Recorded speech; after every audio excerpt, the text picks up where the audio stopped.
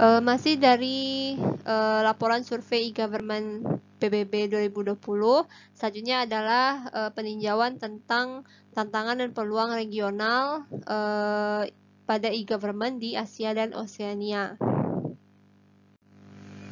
Ekspansi digitalisasi di Asia terus mengubah kehidupan banyak orang di Asia. Kemudian inisiatif digital yang telah dilakukan oleh pemerintah dan lembaga publik telah menawarkan peluang untuk mendorong pertumbuhan yang lebih inklusif dan meningkatkan akses layanan di sektor-sektor seperti kesehatan, pendidikan, kemudian meningkatkan kualitas dan cakupan layanan publik secara keseluruhan, dan meningkatkan transformasi digital dan pengembangan e-government tingkat nasional dan juga daerah. Asia merupakan wilayah terpadat di dunia dan juga memiliki konteks politik, budaya, ekonomi, dan sosial yang sangat beragam dan dicirikan oleh tingkat pembangunan ekonomi dan sosial yang juga berbeda. Beberapa negara di kawasan Asia ini secara aktif terlibat dalam pengembangan dan penerapan teknologi seperti kecerdasan buatan AI, kemudian IoT, dan juga robotika, dan sudah menjadi pelopor dalam pengembangan, penggunaan, dan inovasi teknologi. Namun sejumlah besar negara lainnya di kawasan ini berada di titik lain dari kesenjangan digital tersebut.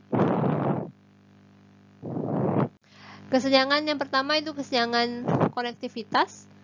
Konektivitas yang dapat diakses, terjangkau, dan handal, terutama ke internet broadband, memainkan peran penting dalam memungkinkan transformasi digital. Sementara penetrasi broadband telah meningkat di kawasan Asia dan Oseania, terdapat juga kesenjangan yang lebih lebar dengan negara-negara yang lain. Misalnya di sini adalah Republik Korea dan Jepang, yang merupakan negara dengan tingkat peringkat teratas termasuk ke dalam 10 besar dunia dalam penetrasi broadband. Kemudian sejumlah negara misalnya Afghanistan, Laos, kemudian Lebanon, Myanmar, Pakistan, Tajikistan, Timor Leste, dan Turkmenistan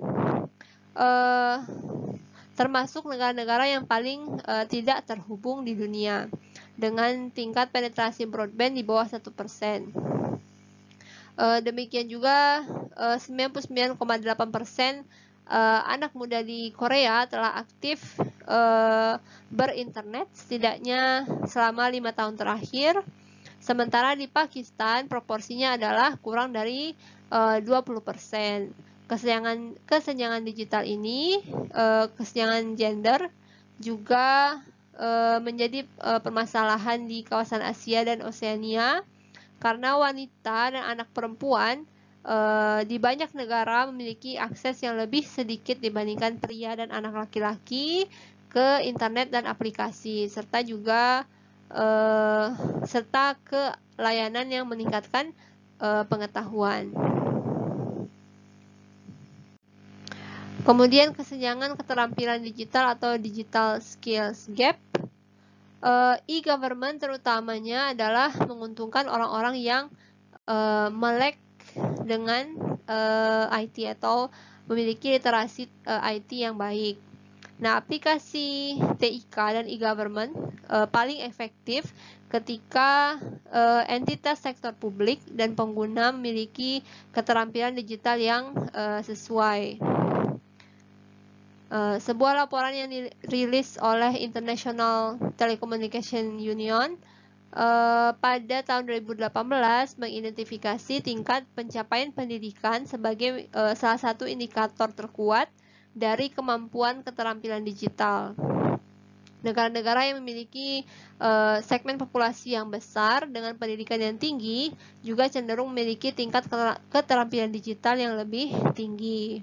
Kemudian akses dan kualitas pendidikan tetap menjadi tantangan di negara-negara di Asia dan Oseania, meskipun indikator yang relevan sangat bervariasi antar negara. Dalam World Bank's 2018 Human Capital Index, Negara Singapura, Jepang, dan Korea adalah beberapa negara dengan peringkat tertinggi di antara 157 negara. Sementara Afghanistan, Pakistan, Yaman masing-masing berada di peringkat 132, 134, dan 146 pada yang berada di tingkat bawah dalam hal pengembangan sumber daya manusia. Tingkat pengembangan sumber daya manusia yang rendah dan pengeluaran publik untuk pendidikan dapat secara efektif merusak pengembangan e-government karena keterampilan umum dan pendidikan cenderung berkorelasi positif dengan keberhasilan implementasi e-government. Selanjutnya adalah kesenjangan dalam kerangka hukum dan kebijakan atau legal dan policy framework. Prioritas peraturan dan kebijakan untuk transformasi digital telah beragam di berbagai negara di Asia dan Oseania. Beberapa negara telah proaktif dalam mengembangkan strategi di seluruh kebijakan pemerintah dan kerangka hukum untuk memanfaatkan transformasi digital dan aplikasi e-government. Kerangka hukum untuk transaksi elektronik, perlindungan data atau privasi informasi, dan pencegahan kejahatan dunia maya secara umum membentuk upaya transformasi digital untuk saat ini juga masa depan di Asia. Dari 47 negara Asia yang terpilih, 87% telah memberlakukan undang-undang transaksi elektronik, kemudian 79% memiliki undang-undang untuk memerangi kejahatan dunia maya, tetapi hanya 57% yang memiliki undang-undang privasi dan kurang dari setengahnya telah mengadopsi undang-undang perlindungan konsumen. Terlepas dari tantangan tersebut, maka negara-negara di kawasan ini, di kawasan Asia, membuat kemajuan menuju transformasi digital. Di Indonesia dan Filipina contohnya, sistem pencatatan sosial digital berfungsi sebagai pintu gerbang untuk program perlindungan sosial dengan melakukan transfer tunai dan juga bantuan darurat dikirimkan langsung kepada penerimanya yang membutuhkan. Sistem pencatatan digital seperti ini memungkinkan lebih banyak transparansi dan kredibilitas dalam desain dan penyampaian program perlindungan sosial.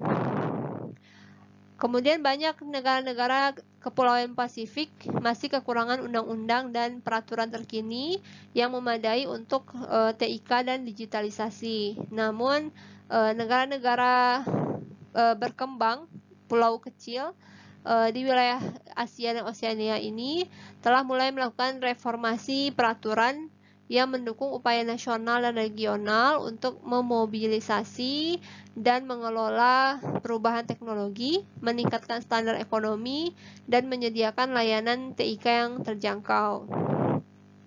Beberapa negara seperti Papua Nugini, Samoa, Solomon, dan lain sebagainya telah memperkenalkan langkah-langkah dan kebijakan yang bertujuan untuk mendorong persaingan yang lebih besar di sektor ini. Negara lain juga masih dalam proses membuat kebijakan dan informasi sektoral untuk tujuan tersebut.